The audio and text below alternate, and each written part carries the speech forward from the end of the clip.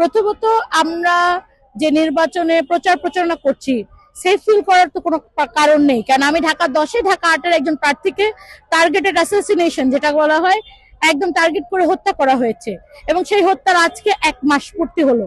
এখন পর্যন্ত কিন্তু তার হত্যার কোনো বিচারের মানে দৃশ্যমান অগ্রগতি এবং তদন্তের দৃশ্যমান অগ্রগতি আমরা দেখতে পাচ্ছি না।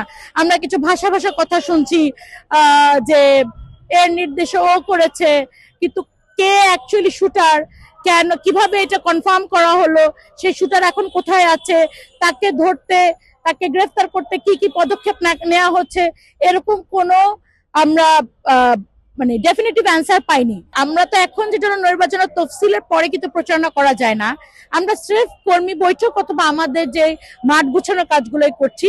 এর মধ্যে আমার 2 জন ক্যাম্পেইন ম্যানেজার যারা আমার ক্যাম্পেইনের একদম কোঅর্ডিনেটর, মেইন কোঅর্ডিনেটর, তাদের 2 জনকে পরশুদিন হুমকি দেওয়া হয়েছে।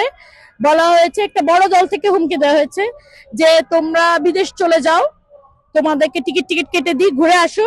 তো ওরা যখন বললো যে আমাদের তো নির্বাচন, আমরা ঘুরে আসবো কেন, বলে ঘুরে আসো, আর না হলে যদি মামলা টামলায় নাম টাম ঢুকে যায় এগুলা কিন্তু আমরা দেখতে পারবো না। তো এই প্রচ্ছন্ন হুমকি গুলো আমাদেরকে দেওয়া হচ্ছে। আমি বলেছি পরশুদিন গভীর রাতে এটা করা হয়েছে।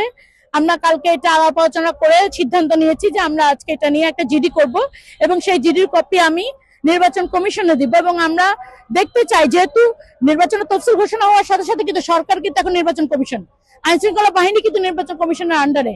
আমি দেখতে চাই নির্বাচন কমিশন এটা নিয়ে কি পদক্ষেপ নেয়, কারণ নির্বাচন কমিশনকে কিন্তু আমরা অ্যাবসেন্ট দেখছি।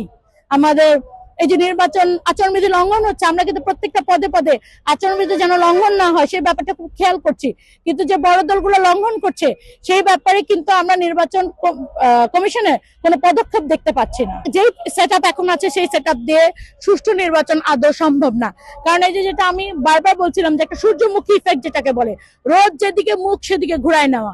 তো এখন তো প্রশাসন ওদিকে শুধু হেলে যায়নি, হেলে শুয়েই পড়েছে। এখন আপনি একটা বুঝতে পারছেন একটা বড় দল ক্ষমতা আসবে, তো সেই বড় দলকে ক্ষমতা আসার জন্য যত প্রকার সাহায্য দেওয়ার দরকার সব প্রকার সাহায্য দিচ্ছেন, তাহলে সেটা কি হবে?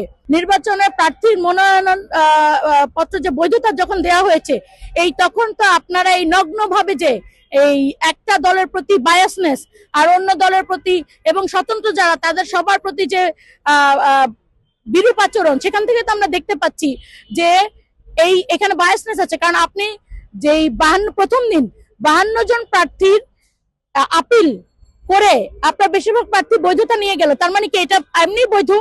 তার কাগজপত্র ছিল, আপনারা তাহলে কি কারণে অবৈধ ঘোষণা করলেন? আপনাদের তো তাহলে বলতে হবে যে এখানে রুট লেভেলে সব জায়গায় যেখানে বিভিন্ন রুট লেভেলে যারা আছেন নির্বাচন কমিশনে তারা তো বায়াস আচরণ করছেন। তো এইখানে যখন আমরা বায়াস আচরণ দেখতে পাচ্ছি, তাহলে আমরা নির্বাচনের দিন আমার ভোটটা হয়তো আমার ভোটার ওখানে ব্যালট বাক্সে দিয়ে যাবে, কিন্তু সেটা গণনা হয়ে আমার নামে লেখা হবে কিনা সেটা কে দিবে আমাকে নিশ্চয়তা? এই জায়গাটাতে আমরা খুব অনিশ্চয়তার মধ্যে আছি এবং আমরা চাই, এখনো সময় আছে, নির্বাচন কমিশন এবং সরকার যদি চায় তাহলে তারা কিন্তু এটাকে এই জায়গাটা মানে কি বলে আপনার ফিজিবল ট্রাস্টওয়ার্দি জায়গা ক্রিয়েট করতে পারে, এটাকে ক্লিয়ার করতে পারে। যেমন কি আমরা একটা অফার দিয়েছি যে ছোট ছোট 3-4টা বুথ না করে একটা বড় রুমের মধ্যেই বুথ করে ফেলুক, সেই সবগুলো বুথ একটা রুমেই থাকবে, ব্যালট বক্স ভরে গেলে সিল হয়ে ও রুমেই থাকবে, রুম থেকে বাইরে হবে না। ব্যালট পেপার যেটা খালি সেটাও রুমের ভিতরে থাকবে। তারপরে যখন ব্যালট বক্স সবার সামনে খুলে গণা হবে 4টার পরে, 4:30টার পরে, সবকিছু গণা হওয়ার পরে ব্যালট বক্স এবং ব্যালট পেপার গুলা যখন অফিসিয়ালি রেজাল্ট বেরোবে তারপরে রুম থেকে বেরোতে পারবে। এই রুমে সবার চোখের সামনে, সাংবাদিক বলেন, পোলিং এজেন্ট বলেন, প্রিসাইডিং অফিসার বলেন, সবার সামনে ব্যালট বক্স এবং ব্যালট পেপার গুলা থাকবে। তাহলে কিন্তু আপনার যে কারচুপির যে মানে আমরা ভয় পাচ্ছি সেই ভয়টা অনেকটাই কিন্তু আমাদেরকে প্রশমিত হয় এবং আমরা অনেকটাই মনে করি যে না, ঠিক আছে, নির্বাচনটা হয়তো একটা ভালো পরিস্থিতি হতে পারবে এবং সেটা সিসিটিভি মানে ক্যামেরার আন্ডারে থাকবে। একটা রুমে তো সিসিটিভি কভার করা তো খুব বেশি খরচের ব্যাপার না। নির্বাচন কমিশন যদিও আমাদেরকে বারবার খরচের দোহাই দিয়ে আমাদেরকে সিসিটিভির কথাটা বারবার মানা করে দিচ্ছে, কিন্তু আপনি যখন এইরকম একটা ভয় পাচ্ছি আমরা, সেই সময় কি নির্বাচনটা তো একটা খুব বড় প্রায়োরিটি।